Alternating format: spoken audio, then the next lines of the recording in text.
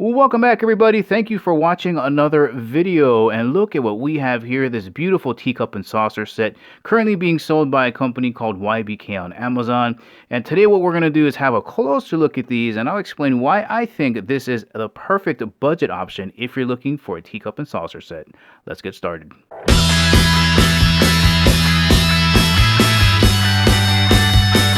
And as always, guys, if at the ending of the video you feel like purchasing this teacup and saucer set, make sure you check out the link in the description below. So I used to work next to this antique store, and in that antique store, the lady that owned it carried so many interesting things. I mean, from old wooden clocks to grandfather clocks to silverware, diningware, teacup and saucer sets, and I always used to talk to her about these particular items because I've always had a fascination with tea drinking, because whenever you see like movies like Harry Potter or anything in England, they're always having tea and they always make it look so appealing and appetizing.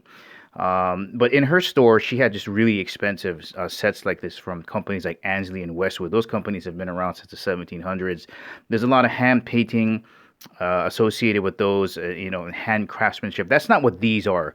But I'm going to make the argument that these are a lot less money, and the quality you get is absolutely outstanding. Alright, I'm going to flip this over and just show you the bottom here, and we can see that this is in fact bone china. Now, if you're not too familiar with the differences between bone china and porcelain, they're basically the same thing, with the exception that with bone china, they add in crushed up animal bones to add to the toughness of whatever the item is that you're trying to make. Just for example, normally porcelain is a lot heavier, it's thicker, and it's harder, so it's a lot more brittle, and it's prone to chipping more along the edges. So when you add bone ash into that porcelain mix, your items are a lot less heavy, they're way lighter in weight. You can get your edges to be a lot thinner, and it's not as hard and brittle, so it's a little bit more resistant to chipping on the edges. A quick test we can perform to verify if this is bone china versus porcelain is we can slip a light in here. Now, because bone china is thinner, we should have a really nice light show when we drop it in here. We should have a nice milky white opaque color and a nice glow. Porcelain is thicker, so the light won't have much of an effect. So if it does light up, this is most likely bone china. So let's drop a light in here and see it. Alright, look at that light show. Wow, you can really see how nice this pattern is in the coloring.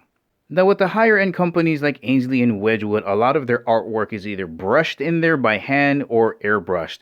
These are most likely decals. So let's say you have a Wedgwood, a lot of theirs have a pattern that's probably put on there, and then people come in with the paintbrush and overlay on it. This is just most likely all the decal, and that's why it looks so perfect. There's no imperfections in the pattern on here. There's no blobbing or dotting. Just absolutely stunning. Look at that. I like the detail here in the handle and on the rim here at the stem area. Let's bring in the darker one here. Again, you see just beautiful all the way around. Now, they have three patterns. These two are the royal pattern. They have a retro pattern, and for you animal lovers out there, they have a leopard pattern. Now, just some quick comments on the reason I chose this specific shape of teacup. I really wanted something that was not like a miniature version of a coffee mug, right? Thick all the way around the edges and just shrank down. I wanted something that still looked elegant but masculine at the same time. That's why I chose this color and this pattern. Oh, by the way, there is a rose pattern I forgot to mention. So you got this royal pattern, the retro pattern, the rose pattern, and then the leopard pattern.